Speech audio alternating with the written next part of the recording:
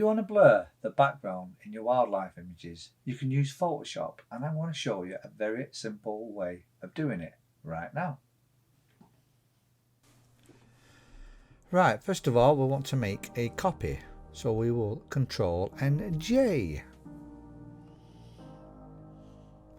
This will make a duplicate copy of the original background, and we'll make one more copy because we need two to do the blur effect. I am now naming these layers. The blur layer, and the top one will be the mask layer.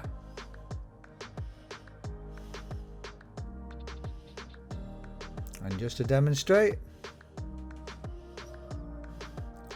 now the top one we need to do the mask, so this is the way I'm going to do it today. What we're going to do is we're going to just select the owl for the top layer because we don't want the owl blurred. Select a mask, and the Alt button with the mouse wheel will roll the image in and out. I'm now going to use any of these three brushes, but prefer the one in the middle ideally. I'm just going to fine tune the mask now.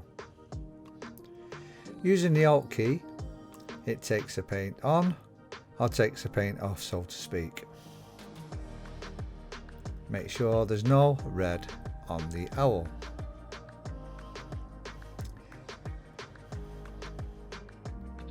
Once done, click OK, and there's your selection, the marching ants.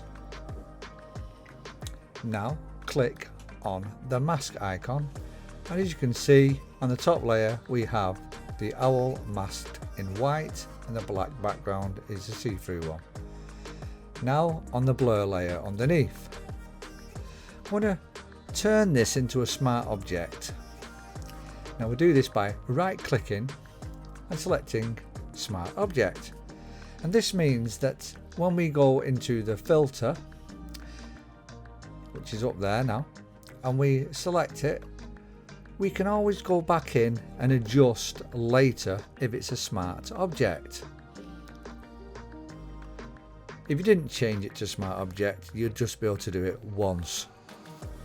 Now I'm going to just fine tune the blur. I demonstrate now. See, I can click on Gaussian blur there again and go back into it and adjust if necessary. I can do this anytime during the editing process. Click OK.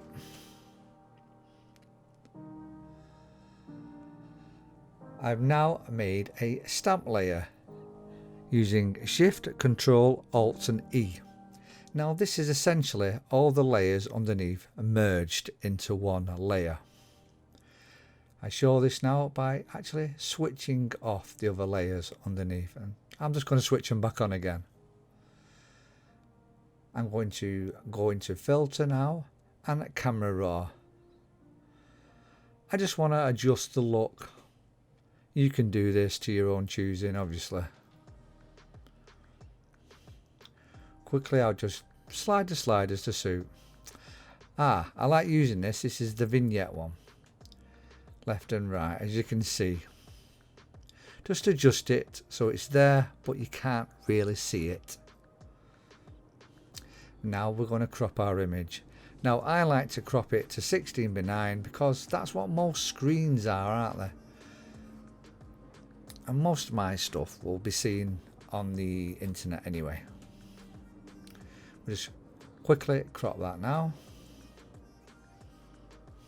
Click the tick box at the top to say OK, and there it is. Alt to roll it in again. I'm now just going to show you before and after by switching off the middle layers. Before and after. I hope you enjoyed it.